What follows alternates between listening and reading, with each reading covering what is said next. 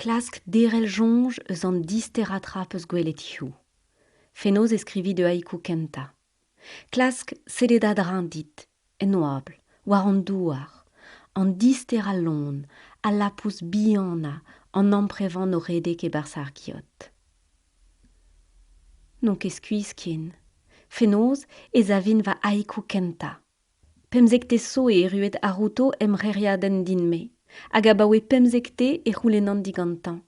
Arouto, desk din pe noz zevel un haïku. Me betekien respond bet. A hiou, dirag un abaden ken brau gant distro an nevez amzar? Preste. Siriustre an deut devea.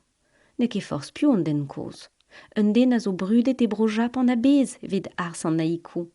An impalaer zo ken zo deut de c'houlen alioù digantan. Ne ket pinvik, sot gant an haïku ne lavar an ket.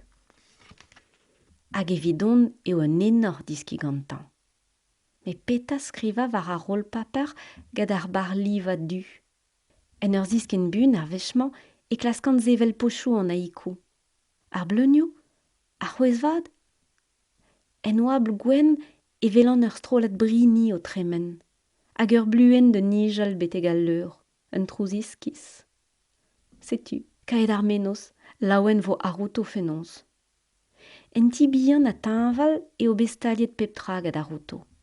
Un daolik, a liou, a rolou paper. Presto, takina? Noz on ket, matrer ne vi ket plijet, zaet em eus terlinen emfen, me ne ket brau al lusk, ne ket brau... Skriva to. Hag e klaskant skriva gant me brava skritur, kemer ar an amzer vid m'ave fe brau peptra. Hag adran din ez anton an den koz aketus o stuma a lizeren divea. Flour ar plein o nijal en avel, brom ur vron. Flour ar plein o nijal en avel, brom ur vron. Akina. Ne ket fall an diolinen genta. Daoust ma ne eulion ket ar eolen striz pem 6 pem silaben. Met an trede. Akina, an trede.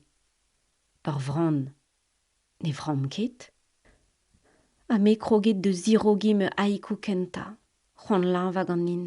Da peta servij diski mose. Hag e tistron d'ar ger. C'huite d'ar gentel genta. E ti tañval an den koz e jom an den de liva dousik. An haïkouman.